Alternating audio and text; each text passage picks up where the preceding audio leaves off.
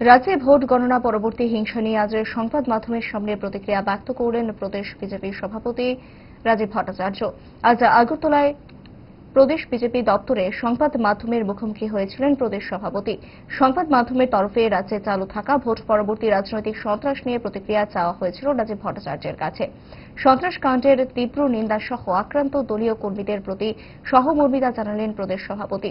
ঘটনার নিন্দা করতে গিয়ে এই সন্ত্রাসকে বাম মার্গীয় সংস্কৃতির প্রতিচ্ছবি বলেও দাবি করেছেন রাজীব ভট্টাচার্য। সন্ত্রাসীদের বিরুদ্ধে কঠোর আইনি পদক্ষেপের দাবি জানাবে প্রদেশ বিজেপি জানালেন রাজীব ভট্টাচার্য। এ নিয়ে রাজ্য পুলিশ কর্তা সহ সরকার প্রধানের সঙ্গেও আলোচনায় বসবে প্রদেশ বিজেপি, জানিয়েছেন রাজীব ভট্টাচার্য। দেখুন কি জানালেন প্রদেশ বিজেপির সভাপতি।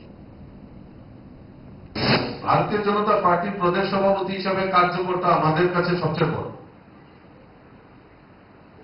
এই কার্যকর্তাদের মূল্যায়ন এবং কার্যকর্তার উপর যেহেতু হামলা হুজ্জতি হচ্ছে, সেটা অত্যন্ত নিন্দনীয়। আর এখানে বসে নিন্দা করছে এটা না, এখানে পার্টি অফিসে বসে নিন্দা করছে এটা না।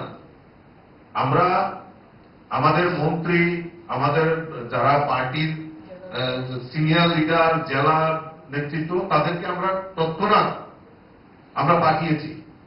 আমি তো বললাম যে আমিও ছিলাম না, মাননীয় মুখ্যমন্ত্রীও বাইরে রয়েছেন, পশ্চিমবাংলার প্রচারে রয়েছেন।